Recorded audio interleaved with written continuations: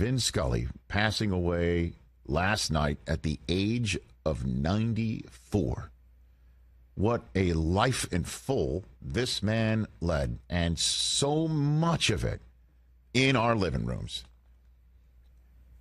And providing the words to the pictures we saw on television, or for so many here in Los Angeles, California, painting the word picture for you as the radio voice and then simulcast voice of Los Angeles Dodgers baseball. The great Vin Scully, who I first heard about from my parents, who I can maybe count on one hand the number of times I talked sports with my dad as a kid.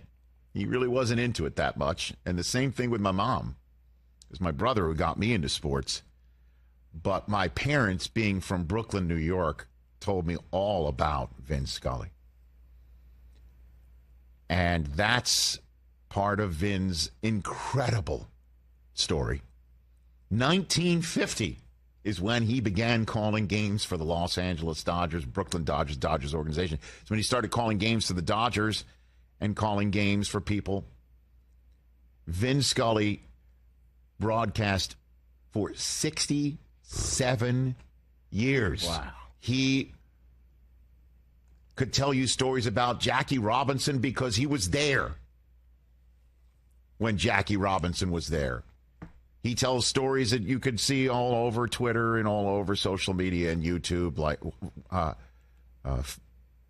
skating on ice skates in a race with Jackie Robinson. He called a perfect game for Sandy Koufax and a no-hitter for Clayton Kershaw. He called so many great moments nationally because NBC Sports and CBS Sports found out about the guy who was calling all those games for the Dodgers. And, like, let's get Vin in front of a national audience. And that's when I first got to know him. Being a man of 53 years old now, that's when I first got to know Vin Scully in the 80s when he was calling games every single week for NBC. When he was calling games in the World Series. When he was calling some of the greatest moments of all time.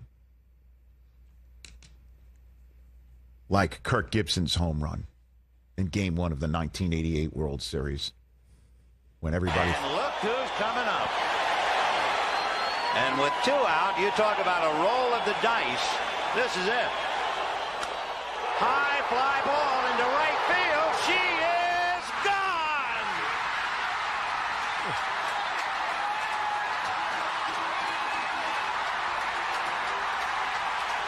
In a year that has been so improbable, the impossible has happened.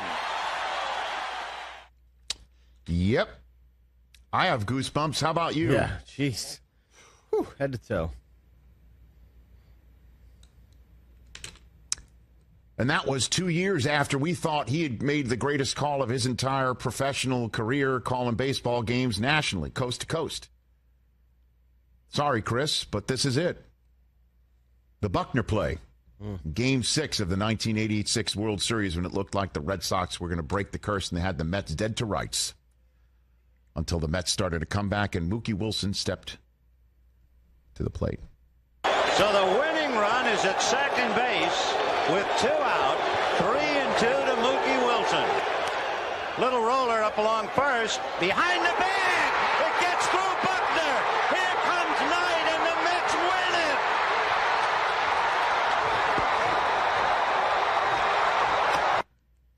Here comes Knight, and the Mets win it. And bets by Buckner behind the bag. I've got goosebumps again. Uh-huh. And, you know, if we had played that a little bit longer and had the time to do it, because we will have so much to talk about Vin here, you'll hear one thing after another with his calls is the sense of meeting the moment with his voice and then shutting up and letting you see the moment and feel the moment and hear the crowd and then come back in with something else to say. Like, he said at the end of the Gibson home run. And also for the catch. Yes, Vin Scully called one of the most seminal moments in the history of the National Football League as well. Calling football games for CBS Sports. He was in the booth in Candlestick Park on January 10th, 1982.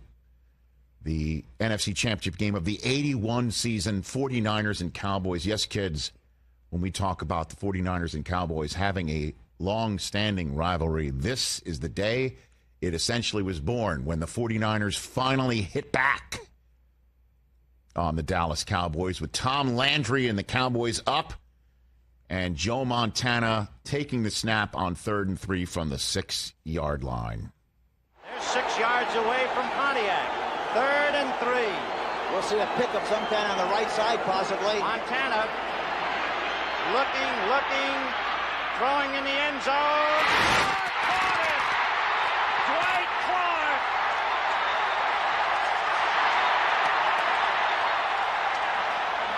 It's a madhouse at Candlestick with 51 seconds left. Dwight Clark is 6'4". He stands about 10 feet tall in this crowd's estimation. Meeting the moment, Wow. being quiet, enhancing the moment. It's so simple sounding, right? Not everyone can do it. And certainly nobody ever did it like Vin Scully, or does it now. Even Al Michaels calls him the greatest to ever do it. Called Masters moments. He called so many moments. And nobody, and I think everyone else who calls games in baseball for a living, nobody could perfectly broadcast the game and the pace of the game and spin a yarn in between pitches like Vin Scully. The stories he would tell while calling games. It's what you love about baseball when you sit there with your friend or your mom or your dad or your grandparent and you're just in between pitches and you turn and you tell a story. You know what happened to me today? Or you know what happened to that guy? I remember I saw that guy play baseball, 5 years ago in this game. And you tell stories. And Vin would tell you stories. And you'd be completely enwrapped by them. Nobody will ever do this again, because I found this out when I first moved here to Los Angeles. When you move here to L.A. and you talk about sports, certainly when I moved here in L.A. Back in 2003, and Susie was here years before that, and my brother was here years before that. So I've been coming to Los Angeles for, living here and also coming to Los Angeles for almost 30 plus years now. And everyone, the first person when you start talking about sports would say, oh, you got to listen to Vin call a game.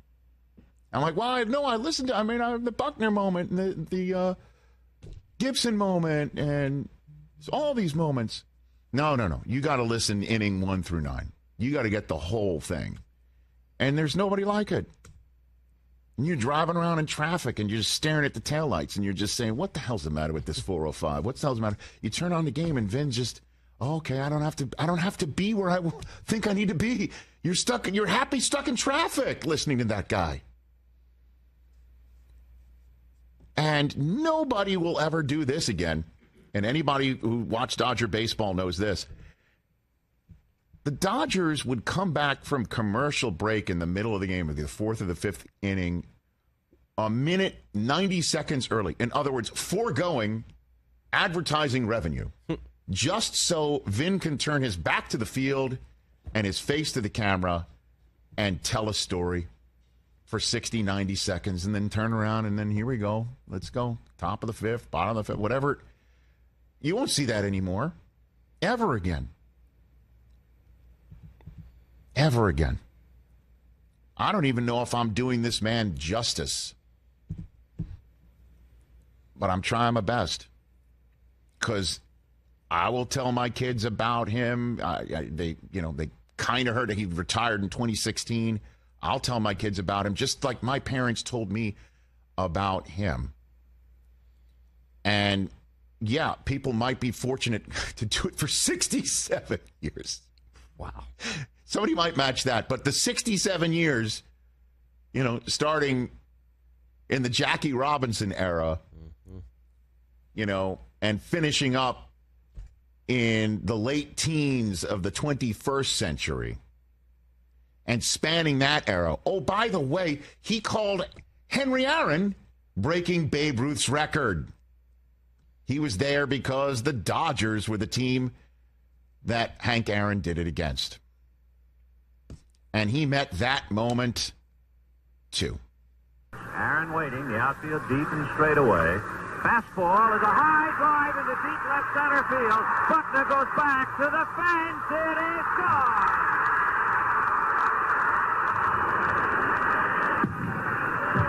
What a marvelous moment for baseball. What a marvelous moment for Atlanta and the state of Georgia.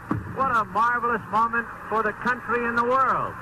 A black man is getting a standing ovation in the Deep South for breaking a record of an all-time baseball idol. And it is a great moment for all of us, and particularly for Henry Aaron. Vin Scully, may you rest in peace. And thank you for doing what you did in the manner in which you did it, in meeting all those moments for us in the way we needed it, and years later and forevermore cherish it.